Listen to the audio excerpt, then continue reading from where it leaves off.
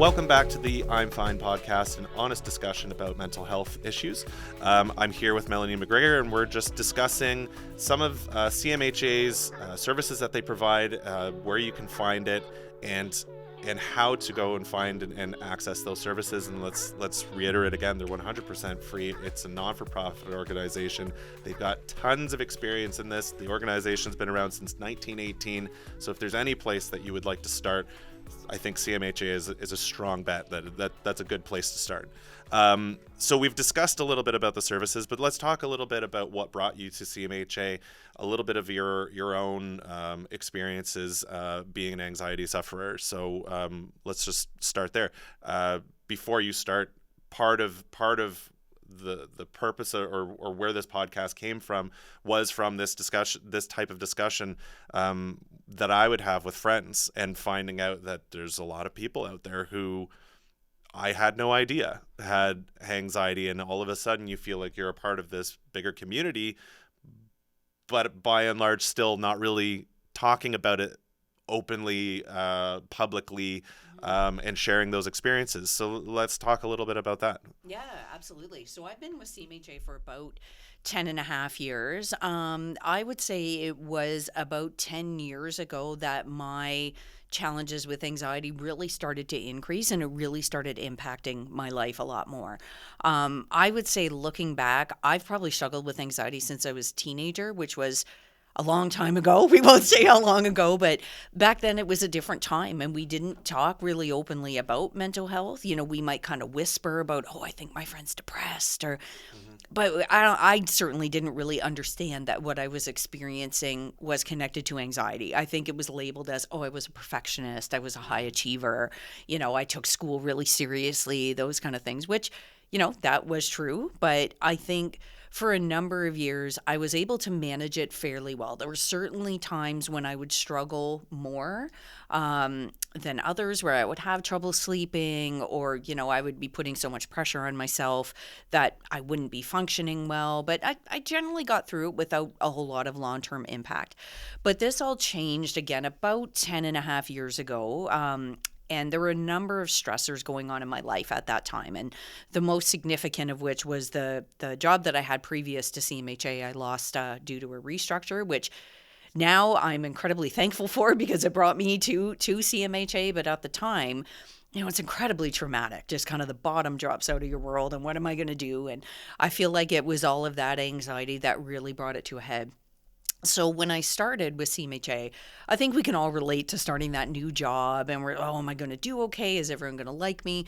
So I think, you know, a regular, like, you know, it's not unusual to be anxious. But again, I use that term, kind of regular amount of anxiety, where we can manage through it. But very quickly, though, that kind of typical anxiety became really debilitating, where I was having difficulty, you know, getting out of bed. I was having difficulty focusing at work, which then compounded the anxiety, because I was thinking, well, now I'm nervous that I'm going to lose this job like I did my previous job. And now I feel like I'm not doing a great job because I can't focus. So maybe that's a lot more likely. And I just spent weeks and weeks just absolutely convinced that I was going to be fired at any moment, thinking everything I did was terrible. My boss hated me, even though there was no evidence that that was the case. In fact, the evidence was to the contrary, because I got a promotion during this time when I was just completely disabled by anxiety. But that promotion didn't reassure me at all. I didn't stand back and say, oh, okay, sure, I guess I'm doing okay. I'm not going to be anxious now. It actually made the anxiety worse, because I thought, well, great, now when I inevitably fail, it's just going to look even worse to everybody. You know, I got a promotion and then I got fired. And so this went on for weeks and weeks, just kind of gradually getting worse. And when I think about what were the worst days like, you know, I would have to drag myself out of bed to go to work, which usually isn't me. I'm usually, you know, pretty happy to go to work. I would go to the office, you know, I wouldn't talk to anybody, which also isn't me. I'd be sitting at my desk just with my head down, trying to focus, trying to get stuff done. And I couldn't even focus just on the most straightforward kind of tasks. So I would be going to the bathroom a few times a day to cry, to have a panic attack, and just didn't know where to turn to get the support, which sometimes people are surprised. They think, but you work in mental health. How did you not know? And it just feels so incredibly different when it's you that experiences it. And also there was an extra layer of stigma, I think, thinking, well, I work in the field. Like, I teach people about mental health. How could this possibly be happening to me?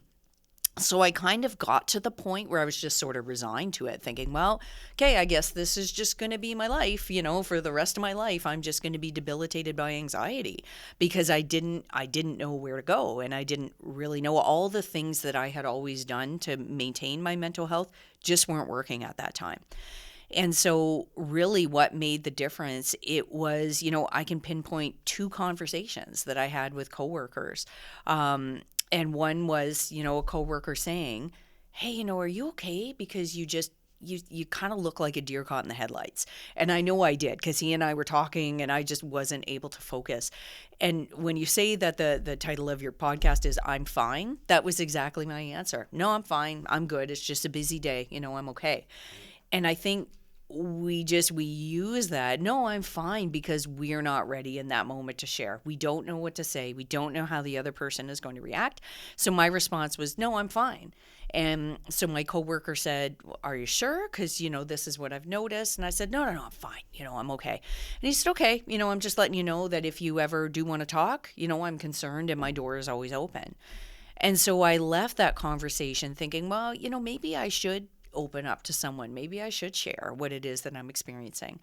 And so it was a couple days later that, we don't always plan these moments when we're going to share, but I walked into my office. It was the morning, and my office mate said, hey, how you doing? And I opened my mouth to say I'm fine, and just started bawling. Like, it all came out. Like, that was the moment that it hit me that I can't even say that I'm fine anymore. And I mean, she was amazing to just listen and, hear this is what's going on and talk about what are some supports, who else could you talk to here at work that could provide some support. And I was, again, you said it's taking that first step. I was really scared to open up and say, look, this is what I'm feeling. But it was just such an empowering experience to be able to say, look, I'm struggling, and to have people say, hey, it's okay.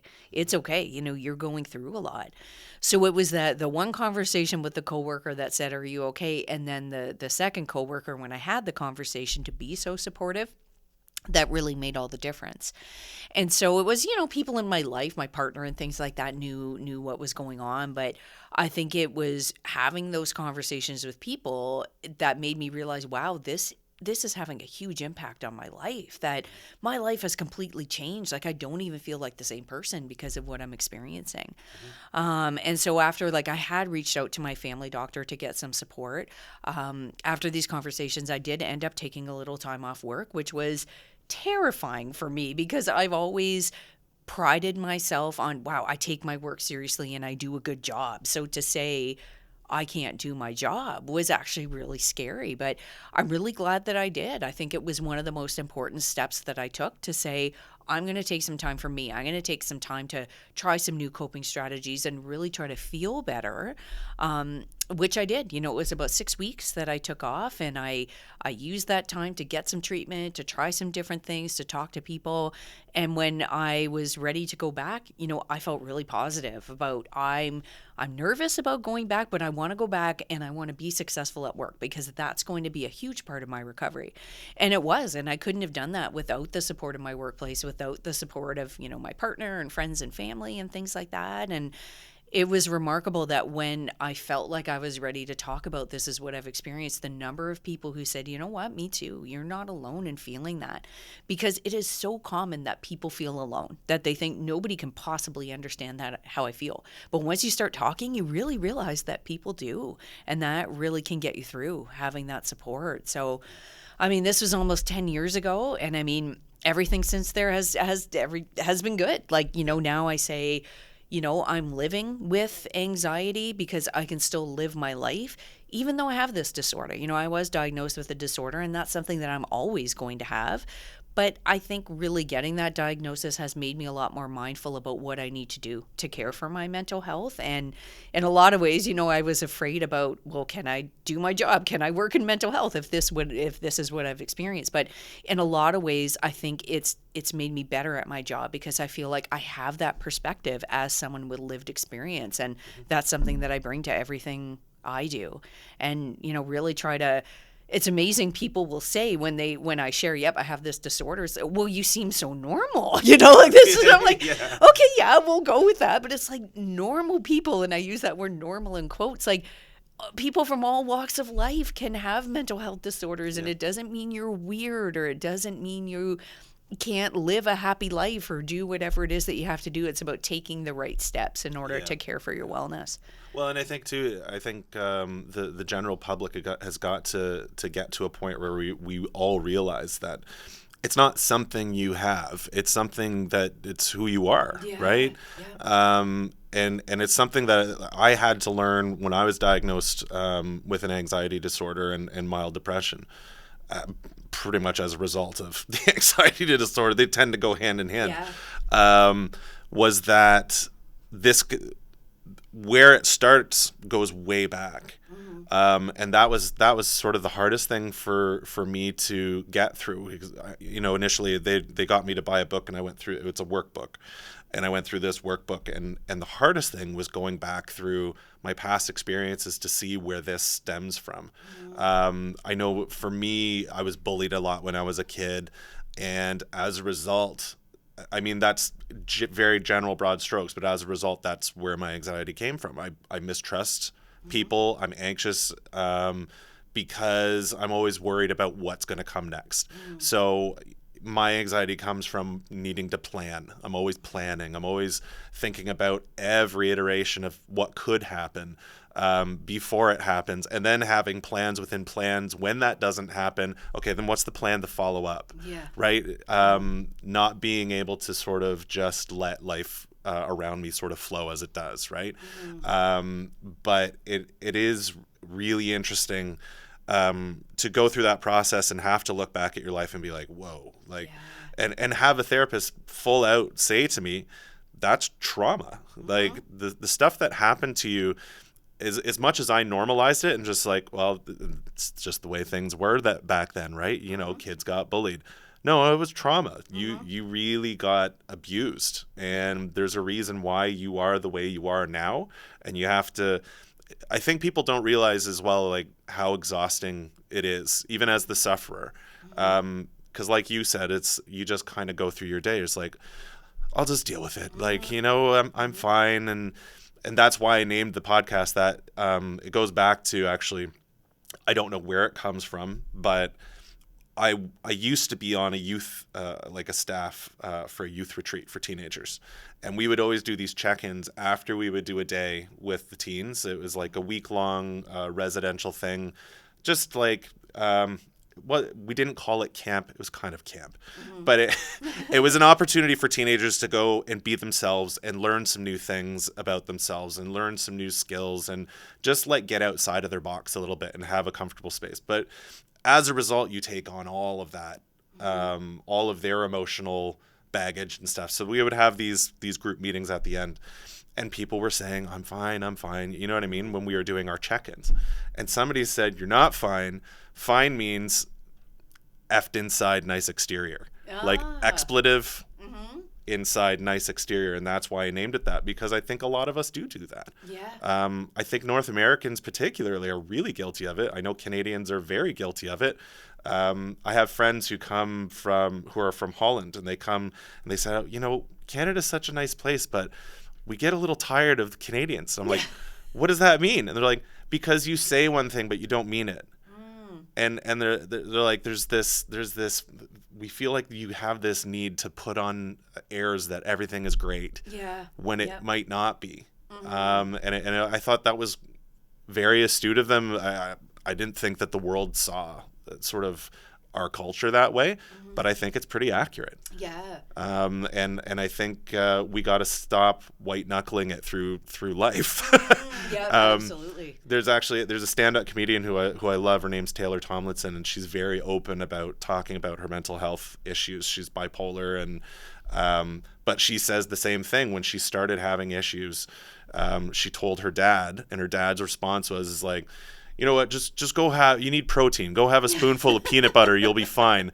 And she's like, she's like, that's not great advice. But then on the other hand, she's worried about her dad then, because she's like, my father's been, like I said, white knuckling it through life and just getting by. Yeah. And she's like, that's not the life that I want, right? Yeah. And I think people are starting to wake up to that. I think the pandemic really forced it. Yeah. But yeah, I mean, it's a definite process. It takes a lot of sure. trial and error, and it can be exhausting. And people will describe it as putting on a mask. Like throughout the day, I can put on the mask and I can go to work. I can, do volunteer work. I can live my daily life. But then it's, what happens when that person goes back home and that mask comes off? Yeah. Often that's when the exhaustion hits. That's when more of the symptoms will come out, because it's just my coping strategies are tapped out. It took so much energy to hide this during the day that now it's my family that is going to see that. And so often I find when people will share, particularly at work, when people share at work, hey, I've been struggling, people say, really? Like, you came to work every day, you looked fine, and it's okay. Yeah, but that doesn't always reflect what's going on inside. So sometimes it's a surprise. Often by the time other people notice that someone may be struggling, chances are that person's been struggling inside for a long time. Oh, yeah. Yeah. And it goes back so far. And I think it's important to tell folks, if they're just starting out the process, or if they're about to start out that process of diving into their issues and trying to make their mental health better. Don't be hard on yourself when you hear from a therapist, or you hear from somebody giving you advice, when they start talking about your family past and stuff. The most helpful thing that a therapist told me is like, I want to know about your parents, but we're not blaming them. This isn't a blame thing, and then I found it actually makes me a lot more understanding of my family background and a lot more patient of it, because like myself, everybody was just trying to figure things out with a lot less support. Yeah. Right. Yeah. My parents are from that generation where, well, if you have a problem, no, you're not crazy. Yeah. We don't talk about that, or even go to a therapist to talk about. No, we don't do that. You're not sick. Right. Yeah. And I think we got to get out of that. And I think we are getting out of that mentality, but just talking about your past and being open and vulnerable, talking about your past negative experiences, it's important. It's really important to understanding yourself a little bit better, so that you can improve, right? Absolutely. Because if we've had those experiences, and you talked about, labeling what you had experienced, like that's trauma. Often we just say, well, that happened a long time ago. And it's like, but those feelings are still in there. And sometimes that's the way we've learned to cope with situations, to respond to situations, to label our feelings. And so that might have built up for years. So sometimes it's having that different perspective and saying, okay, this did happen years ago. What can I do to cope with those feelings that I still have from hey? So it's not just get over it. It's okay. Let's think about, how is this impacting me now? Well, maybe not, and as well, don't look on your past, or don't look on where your past has brought you to now negatively. Look at it, and this was really, I think, important as well for somebody to frame it for me. Look at where you've come. Look at the coping strategies that you've learned on your own, by yourself, to survive, right? That's pretty incredible. I think people have to sort of look at some of the stuff that got them to where they are, but also look at how they got here. And now they're at a point where, you know what I mean? Because I think it's important to say that, because folks with anxiety and depression, it's very easy for us to be down on ourselves. Yeah, absolutely. You've gotten, you did the best you could, and you got as far as you did. And that's, you're a lot stronger than you may think that you are. Yeah. So we got to take a little bit of a break. After the break, we'll talk a little bit more about demystifying about what anxiety, specifically, but anxiety and depression is. I think there's a lot of not misinformation, just misunderstanding of what it is.